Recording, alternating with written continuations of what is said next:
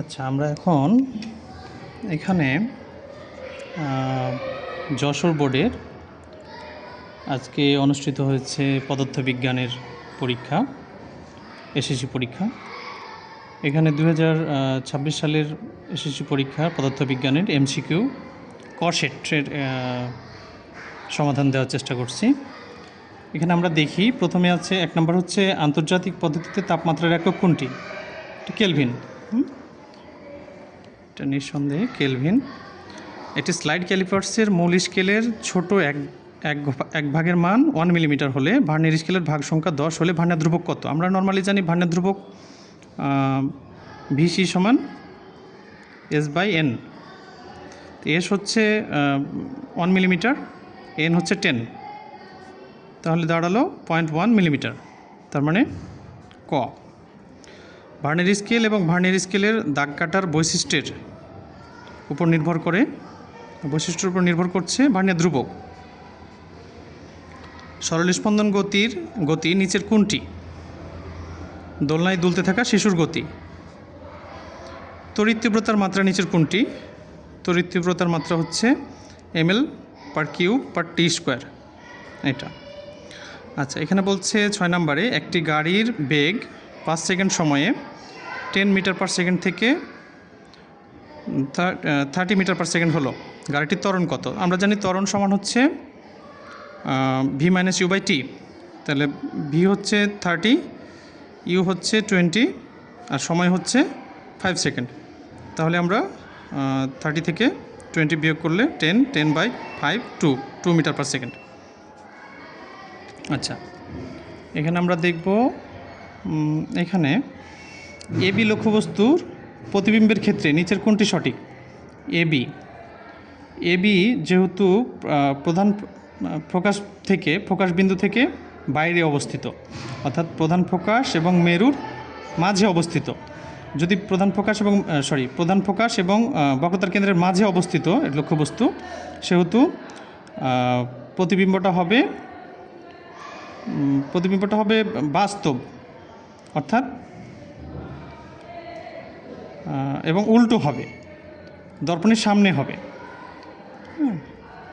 যেহেতু এটি একটি অবতল দর্পণ, তাই এর প্রতিবিম্বটা হবে বাস্তব এবং উল্টো। লক্ষ্যবস্তু এবি এর ক্ষেত্রে, লক্ষ্যবস্তু এবি এর ক্ষেত্রে এখানে টেকনিক্যালি অ্যান্সার করতে হবে বিম্বের দূরত্ব 36 সেন্টিমিটার। এটা বিম্বের দূরত্ব 36 সেন্টিমিটার কি না, এটা যাচাই করার আগে আমরা অ্যান্সারটা করার চেষ্টা করি। যে এবি এর অবস্থান FA হলে বিম্বের আকৃতি সমান হবে। যদি এবি লক্ষ্যবস্তুটা এই বিন্দুতে অর্থাৎ ফোকাস বিন্দুতে হয়, তাহলে প্রতিবিম্বটা হবে অসীমে হলে প্রতিবিম্বটা অবশ্যই অনেক বড় হবে। কিন্তু এখানে সমান বলেছে, তার মানে 2 হবে না। 2 যদি না হয় তাহলে 1 আর 3 হবে অবশ্যই। তাহলে খ উত্তর।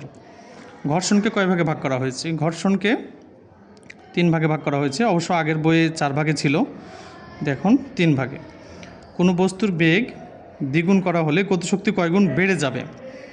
3 গুণ বেড়ে যাবে। একটা জিনিস বুঝতে হবে যে গতিশক্তি হচ্ছে বেগের বর্গের সমানুপাতিক, টি সমানুপাতিক v²। এখন বেগ যদি দ্বিগুণ হয় তাহলে গতিশক্তি হবে 4 গুণ, কিন্তু বেড়ে যাবে 3 গুণ। এখানে বেড়ে যাওয়ার কথা বলেছে, সুতরাং এটা 3 গুণ হবে। দুটি বস্তুর মধ্যে ক্রিয়া এবং প্রতিক্রিয়া বল যথাক্রমে F1 এবং F2 হলে নিচের কোনটি সঠিক? অবশ্যই ক্রিয়া বল যদি F1 হয় এবং প্রতিক্রিয়া বল যদি F2 হয়, তাহলে প্রতিক্রিয়া বল অবশ্য মাইনাস হতে হবে।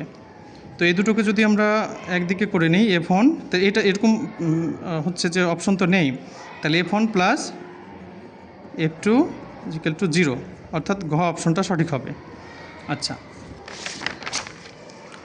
এরপরে আমরা দেখি, হাতে হাত ঘষলে যান্ত্রিক শক্তি শব্দ শক্তি এবং তাপ শক্তিতে রূপান্তরিত হয়। তার মানে 1 এবং 3 হবে উত্তর। 50 কেজি ভরের এক ব্যক্তি 10 সেকেন্ডে 100 মিটার দূরত্ব অতিক্রম করলে তার গতিশক্তি কত হবে?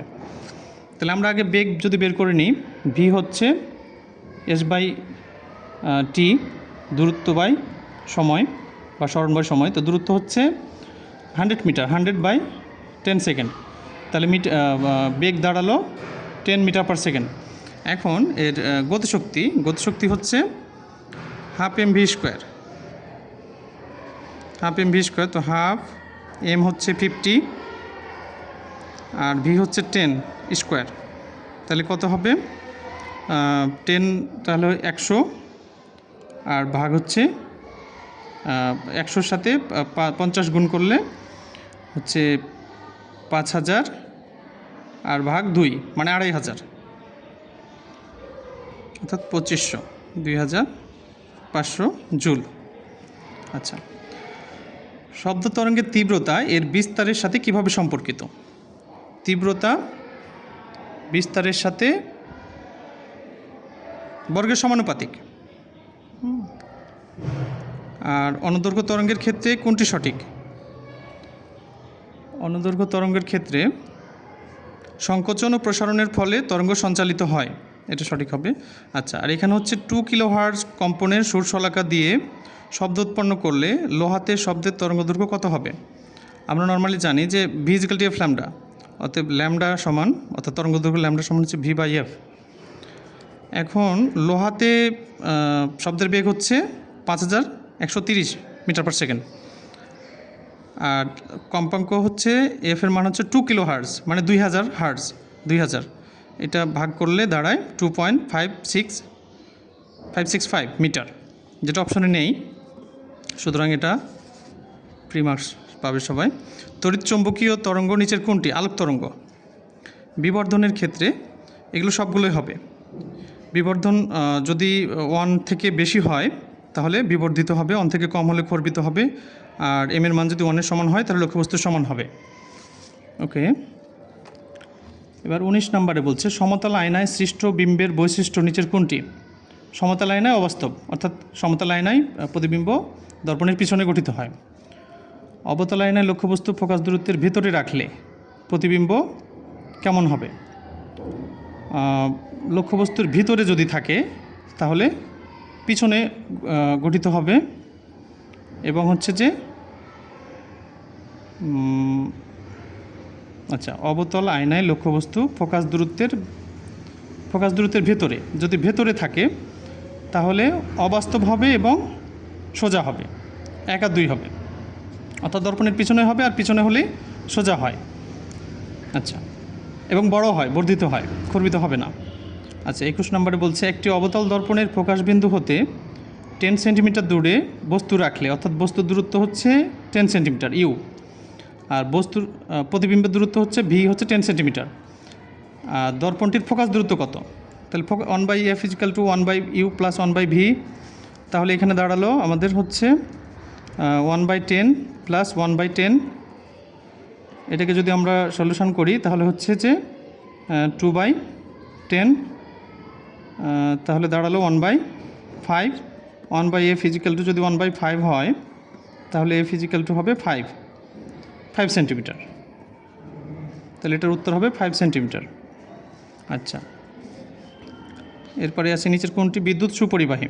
শোনা, ইলেকট্রোস্কোপ যন্ত্রের সাহায্যে কোন কাজটি করা হয়? আধানের প্রকৃতি নির্ণয় করা হয়। বজ্রপাতের সময় বাতাসে তাপমাত্রা কত থেকে কত হতে পারে? 2000 থেকে 3000 ডিগ্রি সেলসিয়াস। আচ্ছা, লাস্ট প্রশ্ন, যে একটি +2 কুলম্ব চার্জ এবং একটি -1 কুলম্ব চার্জ পরস্পর থেকে 10 সেন্টিমিটার দূরে রাখা হলো। চার্জ দুটির মধ্যে ক্রিয়াশীল বল কত? আমরা জানি F = k(q1q2/r²). তো k এর মান হচ্ছে 9 × 10⁹, q1 এর মান হচ্ছে 2, আর q2 এর মান হচ্ছে -1, ভাগ হচ্ছে r 10 সেন্টিমিটার, তার মানে 0.1 মিটার। তো আমরা এটা ক্যালকুলেট করলে পাবো -1.8 × 10⁻12 নিউটন। ওকে, আশা করছি সবার খুব ভালো হয়েছে পরীক্ষা। ধন্যবাদ সবাইকে।